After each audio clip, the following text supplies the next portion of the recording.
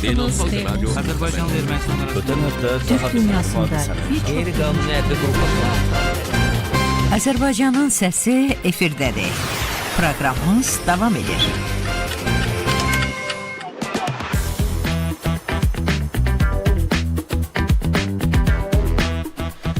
Salam əziz dinləyicilər və bizi YouTube üzərindən izləyən dəyərli tamaşaçılarımız, axşamınız xeyir olsun. Azərbaycanın səsi aparıcınız Nicat Cəfərin təqdimatında efirdədir. Bugün siyasi mövzuları müzakirə edəcəyik, xüsusən də Azərbaycanın yürütdüyü xarici siyasətdən danışacağıq.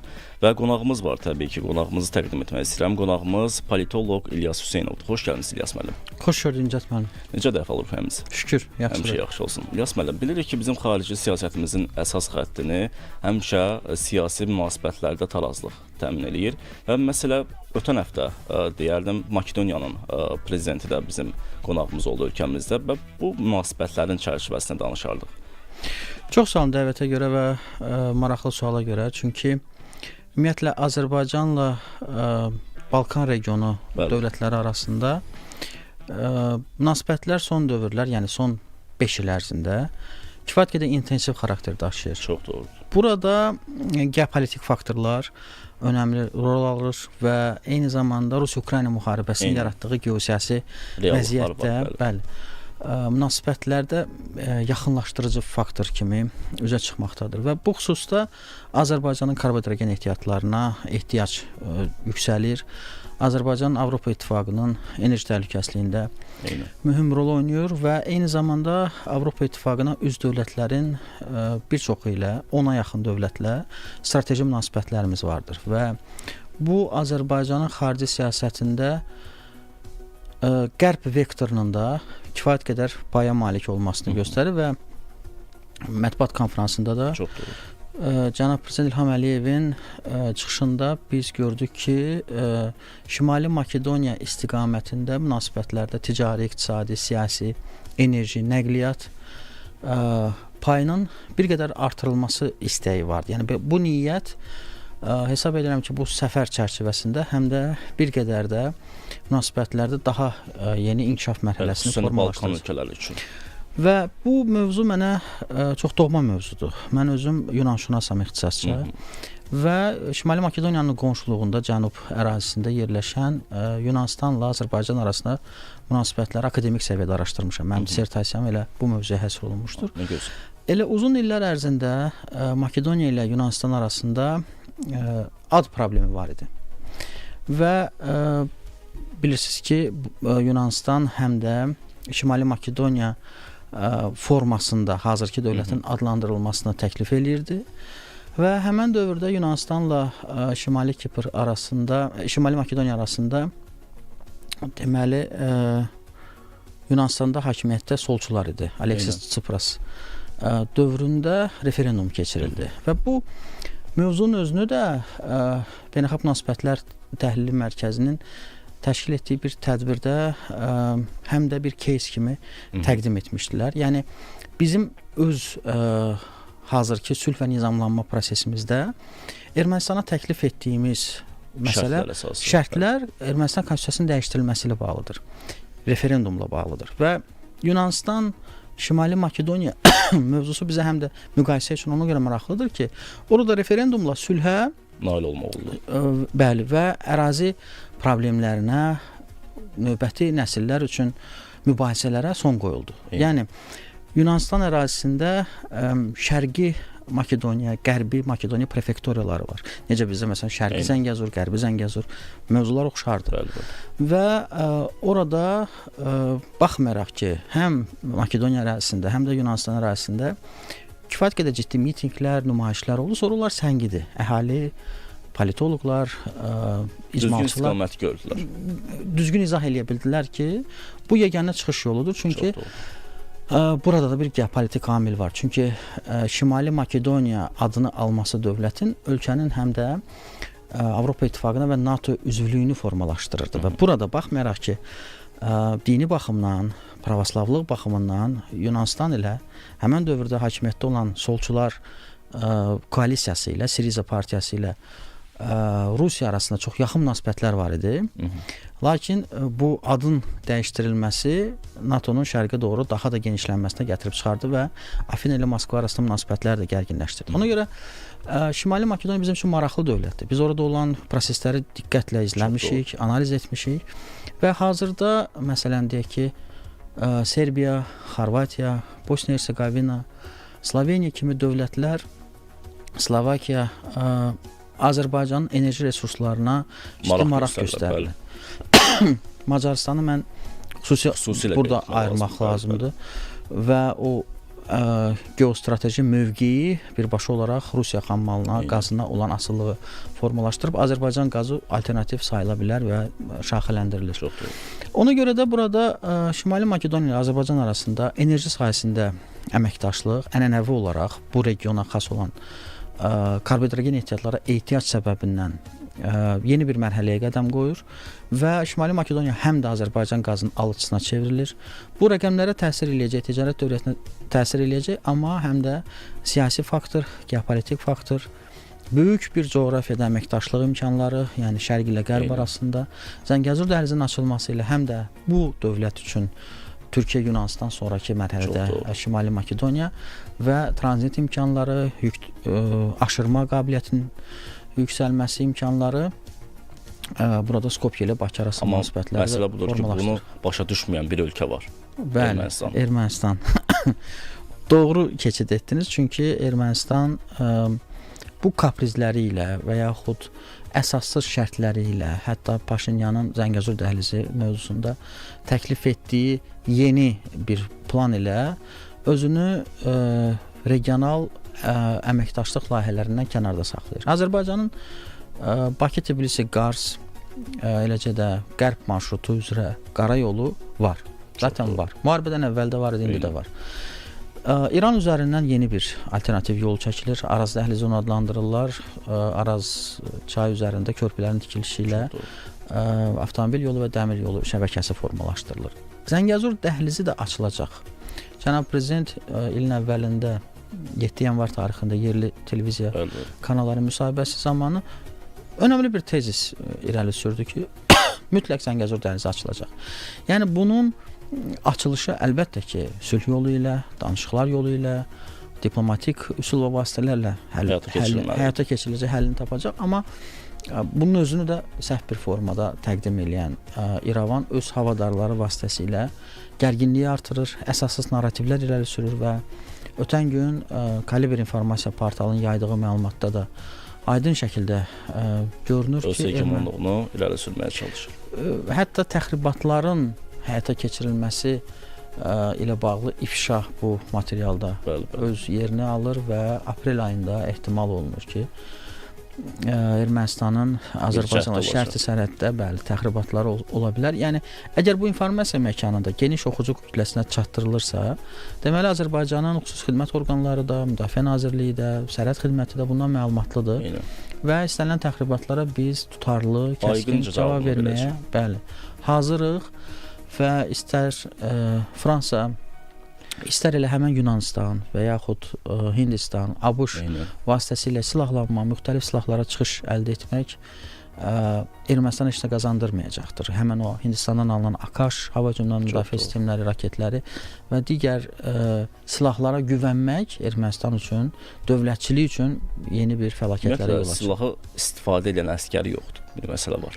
Bəli, ordusu tamamilə dağıdılıb həm vətən müharibəsində, həm lokal xarakterli antiterror tədbirlərində, amma bu regionda gərginlik axtarışında olan qüvvələr vardır. Xüsusən də Fransa. Xüsusən də Fransa, bəli, və Fransanın son dövrlər Azərbaycana qarşı əsassız ittihamları da... Manuel Vals'ın da müsahibəsi bilmənalı qarşılanmır. Doğrudur və Bakı Təşəbbüs qrupunun tədbirlərinə, müxtəlif dənizaşırı ərazilərdə olan ictimai fəalların Azərbaycana səfər etməsinə, mütəmadi təmaslara Fransa bu cür reaksiya verir və Azərbaycanı günahlandırır ki, biz Fransanın daxili işlərinə qarşıyıq, amma reallıqda... Fransa kimisə daxili işlərində hökm eləmək istəyir, amma alanmır. Bəli, arbitr qismində iştirak etmək istəyir, dirijor qismində burada yer almağa çalışır, amma bütün bu cəhdlər qəbul olunmazdır və Azərbaycan da göstərir ki, bizim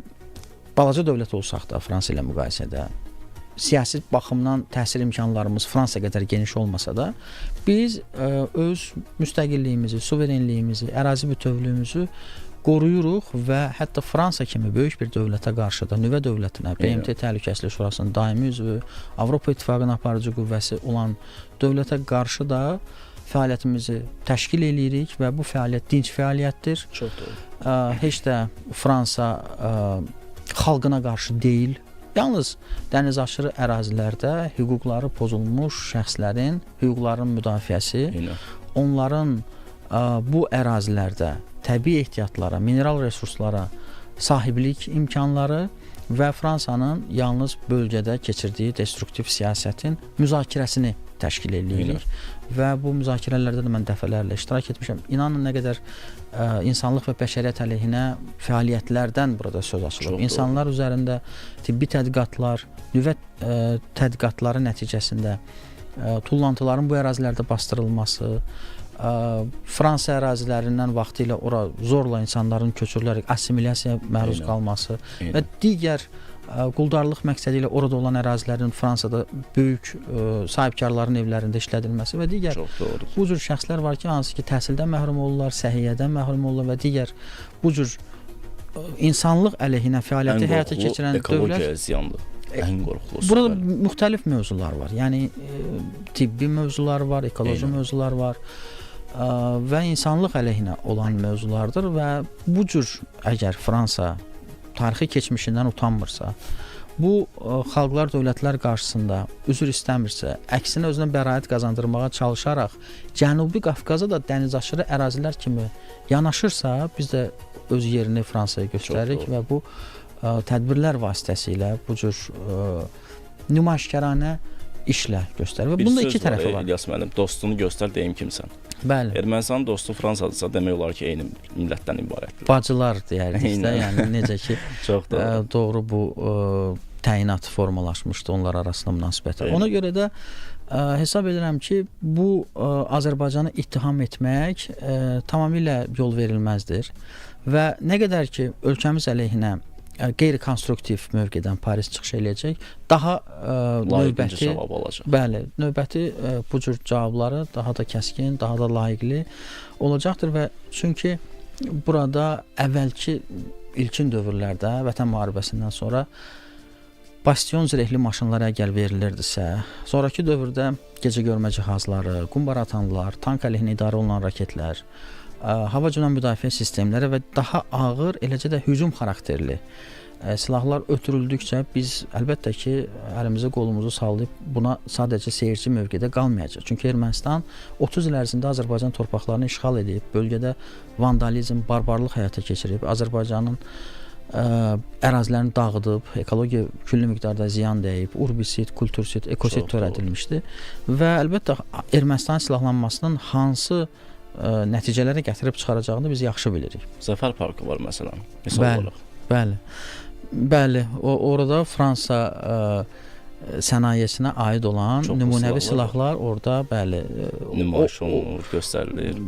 Eksponatların sırasına daxil ola bilər. Yəni Fransa ona doğru gedir. Əlbəttə biz belə ssenariləri istəmirik. Biz sülh və təhlükəsizlik tərəfdarıyıq, amma əlbəttə burada erməni siyasətçilərdə, ekspertlərdə, parlamentarlərdə yaxşı başa düşməli, xalq başa düşməlidir ki, Ermənistan silahlanması həm də ağır nəticələrə gətirib çıxara bilər. Daha sərt fikirlər söyləmək istəmirəm ki, Yerablurun həcminin artırılması, burada tələfatların olması, amma bunu da düşünmək lazımdır. Onlar düşünməlidirlər bunu ki, Azərbaycanın tələbləri beynəlxalq hüquqa söykənir. Konstitusiyanın dəyişdirilməsi, Minsk qrupunun buraxılması və eləcə də sülh müqaviləsinin iki maddəsi hansı ki razılaşdırılmayıb, onlardan biri Avropa İttifaqının mülki missiyasını regionu tərk etməsidir.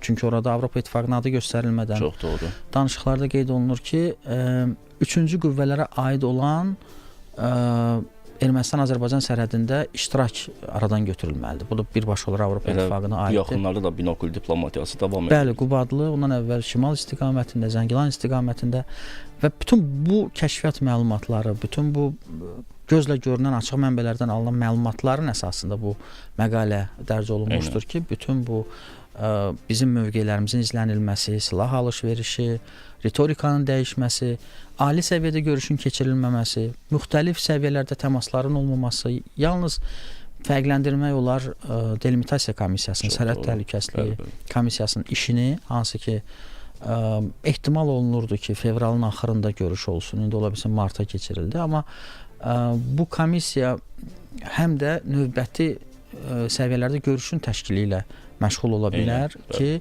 məsələn biz 2025-ci ildə ali səviyyədə cənab prezident Paşinyanın görüşündə görməmişik. Yəni bütün bu görüşlərin olmaması həm də gərginliyin artırılmasına xidmət eləyir və bütün bu fərziyyələrin əsasında apreldə təhlükəsizlik risklərinin güclənməsi fikri var.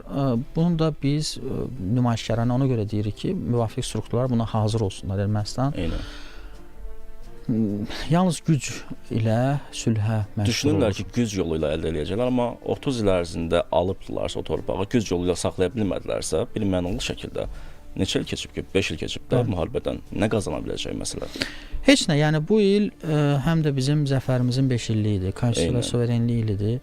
Əlbəttə biz bu il çərçivəsində sülh ilə bağlı daha böyük irəliləyişə ümid eləyirik. Yəni biz ümid eləyirik ki, daha çox gözlənilən sülh ilə bağlı böyük sıçrayış olsun. Çünki 2022, 23, 24-cü ilin sonunda belə ümidlər var idi ki, sülh müqaviləsi imzalana bilər və yaxud onun layihəsi, çərçivə sazişi imzalana bilər. Ermənistan nümayəndə heyəti COP29-a gələ bilər. Bu da sülh ilə bağlı. Dəvəti də etmişdik. Son günə qədər gözləyirdük. Amma bu baş vermədi və hətta biz indi də ümidlərimizi itirməmişik ki, sülh ilə bağlı təmaslar, görüşlər öz nəticələrini verə bilər. Ermənistan özü dünyada gedən geopolitik dəyişikliklərə ümid edir. Məsələn, deyək ki, Bidendan sonra, daha doğrusu Trumpdan əvvəl ABŞ Ermənistan təhlükəsizlik strateji xartiyasını imzaladılar. İndi də çalışırlar ki, hansısa bir formada Trump ilə əlaqələr yaratır. Yəni müxtəlif formalarda çalışırlar ki, hansısa bir saman çöpündən yapışaraq sülhdən daha da uzaqlaşsınlar. Məqsədləri də bəllidir. Biz onları da hansı məqsədlərə xidmət etdiyini bilirik. Çünki 2026-cı ildə Ermənistanda parlament seçkiləri keçiriləcək. O vaxta qədər yubatmaq istəyir. Konstitusiya dəyişiklikləri ilə öz hakimiyyətini daha da gücləndirmək, Prezident Respublikasına yenidən keçid eləmək, tamamilə islahatlar adı ilə özünə layal şəxsləri hakimiyyətə gətirmək kimi məqsədləri var və bu məqsədlər də təbii ki, xarici kuratorlar tərəfindən idarə olunur. Amma Amerika da istəməz ki, bölgədə gərginlik yaşansın. Xüsusən də Trumpın hakimiyyətə gəlişi artıq bir ümidverici məqamdır. Çünki özü də istəyər ki, bölgədə əmin-amanlıq olsun. Əlbəttə, yəni əgər Rusiya-Ukrayna kimi çətin bir müharibənin dayandırılması üçün əlindən gələni eləyirsə, komandası ilə birlikdə, Cənubi Qafqazda risklərin gücləndirilməsi, eskalasiya Trumpın vizyonuna uyğun deyil. Yəni özü də Nobel mükafatı almaq istəyir bu məqamda, sülh pərvər bir prezident. Əgər yaxın müddət ərzində sülh əldə olunacaqsa, indi hazırda Ciddədə ABŞ və Ukrayna nümayəndə heyəti arasında görüş keçirildi martın 11-də və müxtəlif proseslər bir-birini əvəzləyir. Deyək ki, Avropada da müdafiə nazirlərinin bir toplantısı oldu ki, həm Avropanın gələcək təhlükəsizliyi və hərbi xərclər haqqında müzakirələr keçirilsin və yaxud ABŞ Ukraynaya hərbi yardımlar ayırmadıqdan sonra Avropa hansı formada Ukraynanın müdafiəsində iştirak edə bilər mövzuları var idi. Amma mənə elə gəlir ki, müharibəni dayandırsa, bu müharibənin nəticələri Rusiya və Ukrayna qane edəcəksə, əlbəttə hər iki tərəf narazı qalacaqdır. Nobel sülh mükafatı verilə bilər. Çünki Trump özünü həm də bu formada tarixə adını yazmaq istəyir. İndi gözləyək görə, amma müharibə son dövrlər ciddi tələfatlarla da özünü göstərir. Həm Rusiya daha irəliləmək niyyətindədir və eləcə də bu görüşün keçirildiyi gündə Rusiya ərazisinə kütləvi dron hücumları təşkil olundu, böyük son dövrlər ərzində geniş miqyası ilə seçilirdi. Ona görə də bu müharibə bir tərəfdən sülh danışıqları, görüşlər, digər tərəfdən isə döyüş meydanında müharibənin genişlənməsi ilə müşahidə olunur. Müharibənin dayanması böyük coğrafiyalarda iqtisadi fəallığa gətirib çıxara bilər. Tədarük zənciri bilirsiniz ki, qırılıb və bir sıra çətinliklər var, inflyasiya, resesiya. Bütün bunlara yeni bir təkan gələcək və əməkdaşlıq formalaşırsa, Zəngəzur dəhlizi, orta dəhliz ideyalarına hava su kimi ehtiyac yaranır. Çoxdur. Alternativ Rusiyanın da bu məqamda maraqlıdır. Bəli. İndi Rusiyaya qarşı sanksiyalar mərhələli şəkildə ləğv olunacaq. Yəni çoxdur. İstənilən halda bu vaxt aralığında yeni marşrutlara ehtiyac. Məsələn, Husilərin ticarət gəmilərinə hücumu da dünya ticarətində özünü göstərir. Yenə də stabil, təhlükəsiz, daha sürətli yük aşırmaya böyük ehtiyac vardır. Bu da elə orta dəhliz coğrafiyasıdır. Şimal-cənub nəqliyyat dəhlizidir. O da bizim ərazidən keçir və Hindistandan, deyək ki, cənub sularından Şimal Buzlu okeanına qədər çıxışı formalaşdırır. İstənilən halda nəqliyyat tranzit Azərbaycanın konsepsiyası gələcəyə hesablanmışdır. Bu həm neft erasından sonra karbohidrogen ehtiyatlarının tədarükünün bitməsindən, alternativ enerji keçiddən sonraki dövrü də əhatə edir. Azərbaycan həm də buna hazırlaşır. COP29 da buna bir nümunə idi. Alternativ enerji ilə bağlı görülən işlər, Azərbaycanın yaşıl enerji konsepsiyası həm də gələcəyə hesablanmışdır. Ona görə də istənilən dövrə, istənilən ssenariyə, istənilən geopolitik kartların düzülüşünə Azərbaycan hazır olduğunu göstərir. Bir də məsələ var ki, müəllim, Qərbi Azərbaycan məsələsi. Fransanı başa düşürük, onsuz mövqeyi bəllidir. Bir məsələ var, İspaniyanın burada məqsədi. Sizin müsahibənizi oxudum mən orada. Onlar nə istəyirlər? Ermənistan və onun dəstəkçisi olan uzun illər ərzində lobbisi müxtəlif variantlar həyata keçirdir. Bəli, hər bir dövlətdə bir hücrə yaratmağa çalışırlar. Hər bir dövlətdə media, qeyri-hökumət təşkilatları, yumşaq güc diplomatiyası, ictimai diplomatiya ilə müxtəlif fəaliyyətin təşkilinə çağırırlar. İspaniyada da bu parlamentin nümayəndəsi uzun illərdir ki, erməni siyasi gündəliyin daşımaqla məşğuldur. Hətta bəzən də əndazəni də aşır, dozaları da aşır. İndi burada məlumdur ki, korrupsiya, çirkli pullar, insanların ələ alınması, onlara müxtəlif tezislərin verilməsi halı mümkündür. Lakin Qərbi Azərbaycan kimi Azərbaycanın hazırda sülh vizyonunu əhatə eləyən mövzuya toxunması kifayət qədər ciddi bir məsələdir və burada İspaniya auditoriyası da aid olmaqla İspan dilli auditoriyaya xitab, müraciət vardır və Azərbaycana qarşı qarayaxma kampaniyasının, iftira kampaniyasının bir tərkib hissəsidir. Bu şəxs dəfələrlə Azərbaycana qarşı, Türkiyəyə qarşı mənfi mövqedə olduğunu ifadə etmişdir. Lakin burada onun söylədiyi fikirlər tamamilə qəbul olunmaz. Yəni, sanki bu çıxışlar İspaniya parlamentarisi, İspaniya nümayəndəsi vətəndaşı tərəfindən yox, Ermənistan Xarici İşlər Nazirliyində yazılmış bir fikirdir. Çünki fikirlər tamamilə üst-üstə düşür və sanki Azərbaycanın, Qərbi Azərbaycan mövzusunu reallaşdırmaq üçün güc faktorundan istifadə etməsi, Ermənistanın bu xüsusda silahlandırılması, müdafiəsi təhlükəsizliyinə çağırışlar edilir. Amma yaxşı olardı ki, bu şəxs İspaniyanın özünün ərazi bütövlüyü haqqında düşünəydi. Necə ki, Kataloniyada referendum keçiriləndə Avropa İttifaqı bu referendum nəticələrini saymadı. İspaniyanın ərazi bütövlüyü naminə çıxış elədi. Biz də ərazi bütövlüyümüzü təmin etmişik. Ərazi bütövlüyümüz naminə çalışırıq. Ərazilərimizin təhlükəsizliyinin fərqindəyik və bunun haqqında düşünürük. Və ona görə də burada bu cür şəxslərin ayrı-ayrı dövlətlərdə çıxışları heç nə verməyəcək. Amma istənilən halda biz həm də görürük ki, erməni pulları, erməni vergi ödəyicilərinin pulları hansı destruktiv məqsədlərə xərclənir və burada da erməni lobbisinin maraqlarının, hətta Ermənistanın siyasi elitası ilə uyğunluq təşkil etmədiyini görürük.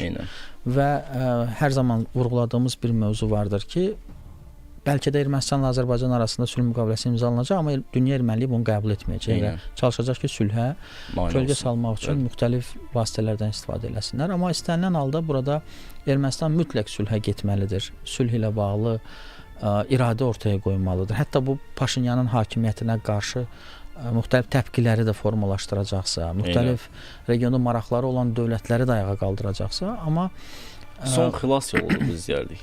Yəni bu rasional, düşüncəli və gələcəyə hesablanmış bir addım olmalıdır ki, dövlətlər arasında tarixən müharibələr olub, amma bütün müharibələr masa arxasında öz həllini tapıb sülh ilə gələcəyə hesablanmış. O masada əyləşənlər məsələn düşüncəli insanlar olub.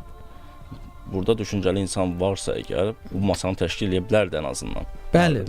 Yəni Azərbaycanın təklifləri elə məhz gələcəyə hesablanmış sülh və təhlükəsizliyi əhatə edir. Təəssüflər olsun ki, Ermənistan burada epizodik maraqlar güdür və çalışır ki, müxtəlif yollarla bu sülhdən boyun qaçırsın və yaxud sülhün hətta onlar üçün müxtəlif dividendləri olsun. Məsələn, erməni ekspertlərin fikirləri var idi ki, bizim üçün sülh Azərbaycan üçün kapitulyasiya aktın kimi dəyərləndirilir. Yəni Ermənistana sülh Ermənistan maraqları çərçivəsində olmalıdır.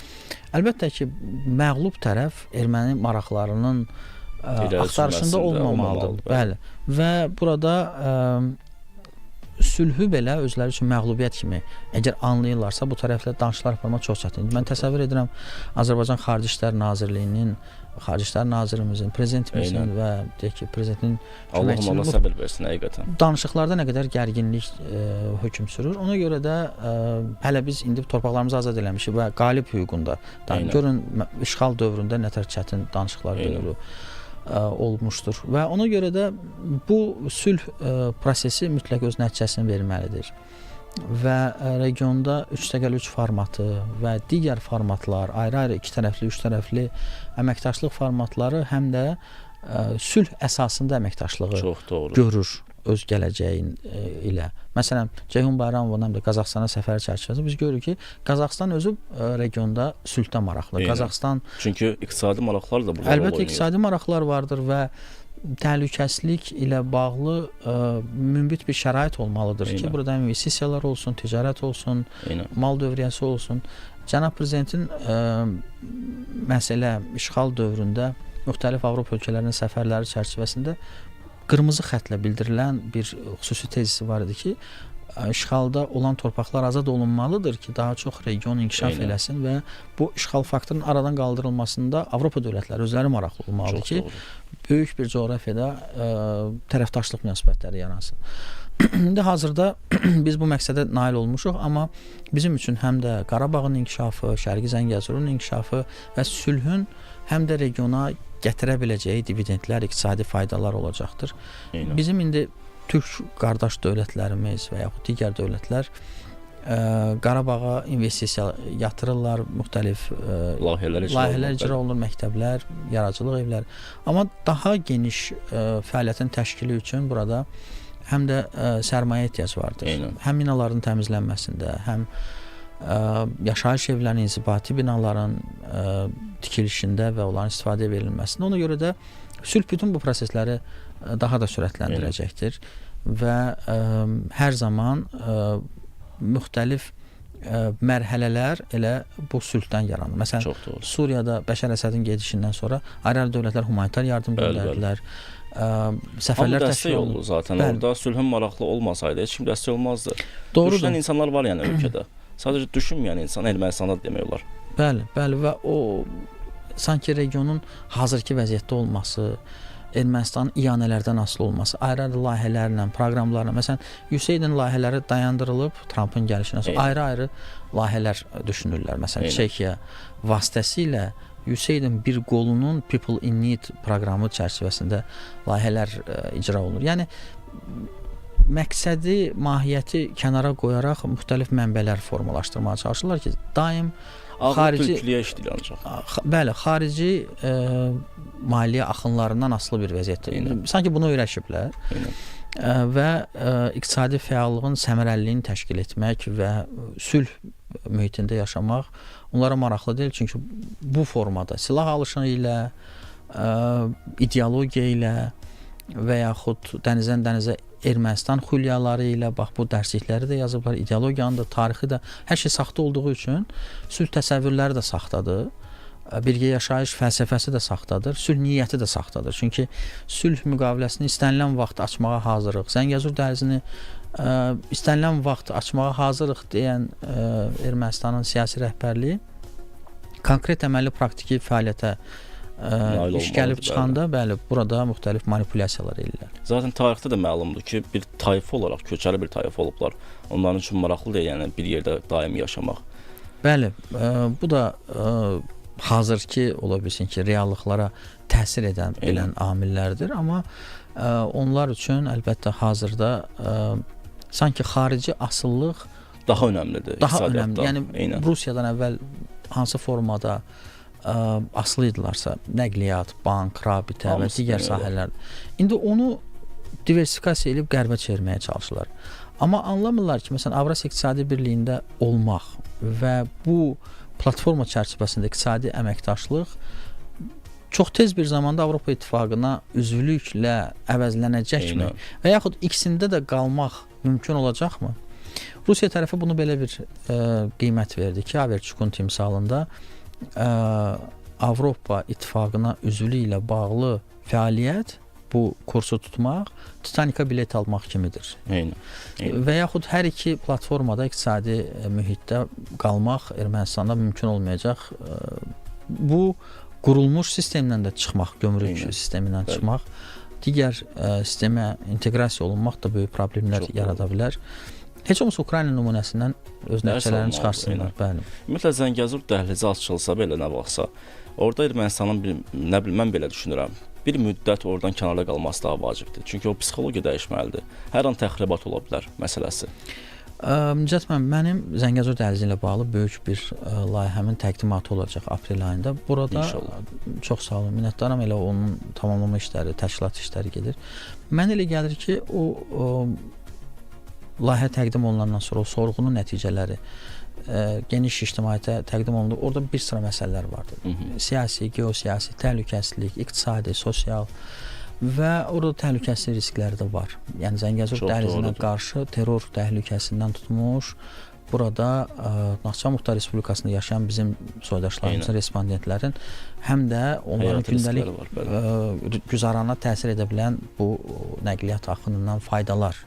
Çünki axı bölgə artıq iqtisadi bir nəqliyyat hubuna çevrilir və bir sıra dövlətlər, İran, Ermənistan, Naxçıvan və eləcə də Azərbaycanla burada önəmli ticarət marşrutu formalaşır. Yəni bu təhlükəsizlik məsələləri xüsusi nəzərə alınmalıdır və burada 9-cu maddədə 10 noyabr bəyanatında göstərilir ki, Ermənistan sərnişinlərin, avtomobillərin və yüklərin sərbəst, maneəsiz, önəmlidir, maneəsiz.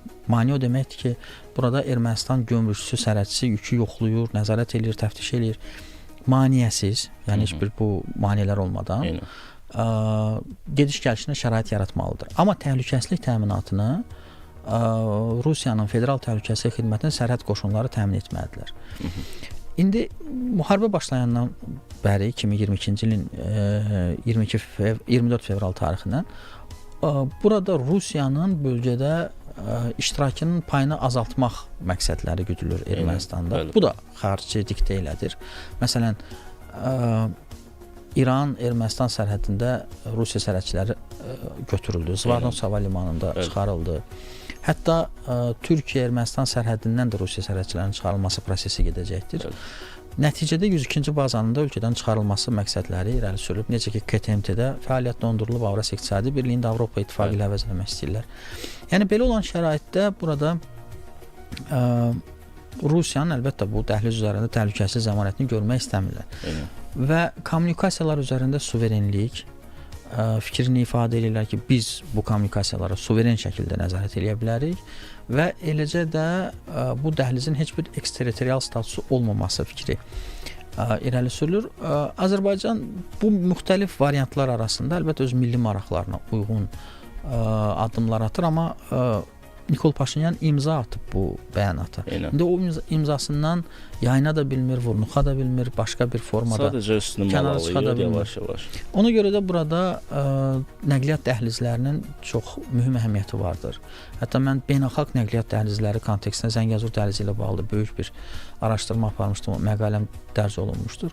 Ona görə də bu dəhliz böyük bir coğrafiyada ticarəti stimullaşdıracaq. Bu dəhlizin həm də gələcəyi vardır deyə düşünürəm. Və cənab prezidentin bu vətən müharibəsindən sonra, torpaqlarımızın azadlığından sonra mühüm ticari qələbəsi olacaqdır. Bizim ayrı-ayrı sahələrdə hərbi, siyasi, geosiyasi qələbələrimiz var, amma bu həm də gələcəyə savlamış bir ticari nəqliyyat sahəsində olan qələbə kimi tarixə yazılacaq. Eynən.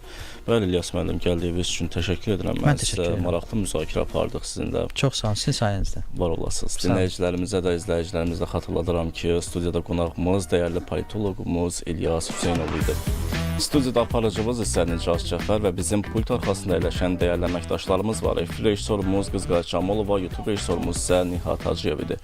Sabaha qədər sağollaşırıq. Sağ olun, salamat qalın.